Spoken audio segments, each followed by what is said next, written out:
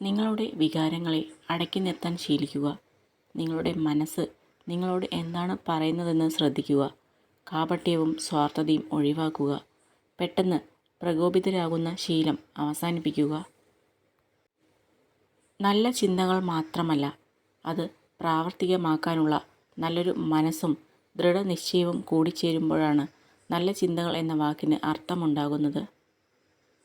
മൗനമാണ് പല സമയത്തും നല്ലത്. പ്രതികരിക്കാൻ പോയാൽ നമ്മൾ തെറ്റുകാരാകും. കാരണം തെറ്റു ചെയ്യുന്നവർ ന്യായീകരിക്കാൻ ഏറ്റവും മിടുക്കനായിരിക്കും. നിങ്ങളുടെ ആദ്യ വിജയത്തിന് ശേഷം വിശ്രമിക്കരുത്. കാരണം നിങ്ങൾ പരാജയപ്പെട്ടാൽ നിങ്ങളുടെ ആദ്യ വിജയം വെറും ഭാഗ്യം മാത്രമാണെന്ന് പറയാനാണ് കൂടുതൽ പേരും കാത്തിരിക്കുന്നത്. നിങ്ങളുടെ ഭയം നിങ്ങളുടെ നല്ല ഭാവിയെ തിരിച്ചറിയാനുള്ള കഴിവിനെ മുരടിപ്പിച്ച് കളയും. നിങ്ങൾ ഭയത്തെ മറികടക്കുക. ഏറ്റവും ബുദ്ധിമുട്ടേറിയ കാര്യങ്ങൾ ചെയ്യാനുള്ള മാനസികാവസ്ഥ കൈവരിക്കേണ്ടത് ഏറ്റവും പ്രധാനമാണ്.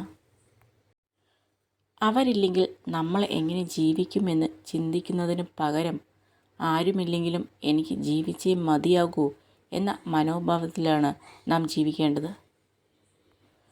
വേദനിപ്പിക്കുന്നവർക്ക് നമ്മൾ മറുപടി കൊടുക്കാൻ നിന്നാൽ നമുക്ക് അതിനേ സമയമുണ്ടാകൂ.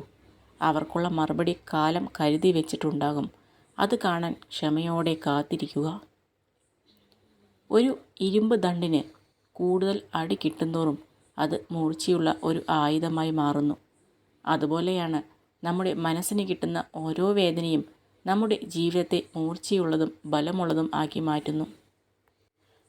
ചിലരുടെ പെട്ടെന്നുള്ള മാറ്റം നമ്മെ വേദനിപ്പിക്കും. പക്ഷെ അത് മാറ്റമല്ല. അത്രയും നാൾ അവർ അണിഞ്ഞിരുന്ന മുഖംമൂടി അഴിഞ്ഞു വീണ് തനിനിറം പുറത്തു വന്നതാണെന്ന് നമ്മൾ തിരിച്ചറിയണം. പ്രശ്നങ്ങളെക്കുറിച്ച് ആലോചിച്ച് സമയം പാഴാക്കാതെ അത് എങ്ങനെ പരിഹരിക്കാമെന്നാണ് നാം ചിന്തിക്കേണ്ടത്.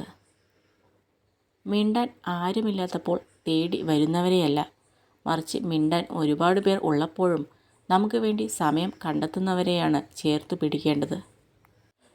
എന്നും എൻ്റേത് മാത്രമായിരിക്കണമെന്ന് കരുതിയിരുന്ന ചില ഇഷ്ടങ്ങൾ നഷ്ടപ്പെടുമ്പോഴുള്ള വേദന പറഞ്ഞറിയിക്കാൻ കഴിയില്ല. അതിലും വേദനയാണ് നഷ്ടപ്പെട്ട ഇഷ്ടം മറ്റൊരാൾക്ക് സ്വന്തമായിരുന്നെന്ന് അറിയുന്നത്. ഒരു വ്യക്തി ചെയ്യുന്ന ഏറ്റവും മോശം കാര്യമാണ് തൻ്റെ പങ്കാളിയെ മറ്റുള്ളവരുടെ മുന്നിൽ പരിഹസിക്കുക എന്നത്. നിനക്കാണ് അഹങ്കാരമെന്ന് ഞാനും എനിക്കാണ് അഹങ്കാരമെന്ന് നീയും വിശ്വസിച്ചാൽ മനുഷ്യർക്കിടയിൽ തർക്കം എന്നും തീരില്ല. ഒരു കാര്യവും പിന്നത്തേക്ക് മാറ്റി വയ്ക്കാതിരിക്കുക. ഇപ്പോൾ എവിടെയാണോ അവിടെ നിന്നുകൊണ്ട് തന്നെ തുടങ്ങുക. സമയം നമുക്ക് വേണ്ടി കാത്തു നിൽക്കാറില്ല. നിങ്ങളുടെ സന്തോഷം ഒരിക്കലും മറ്റൊരാളിൽ തേടരുത്. തനിച്ചാക്കപ്പെടുന്ന ഒരു ദിവസം അത് നിങ്ങളെ ഏകാകിയും ദുഃഖിതനുമാക്കും. ഓരോ സൗന്ദര്യത്തിനും അത് കാണാൻ എവിടെയോ ഒരു കണ്ണുണ്ട്. ഓരോ സത്യവും കേൾക്കാൻ എവിടെയോ ഒരു കാതുണ്ട്. അതുപോലെ ഓരോ പ്രണയത്തിനും അത് സ്വീകരിക്കാൻ എവിടെയോ ഒരു ഹൃദയമുണ്ട്.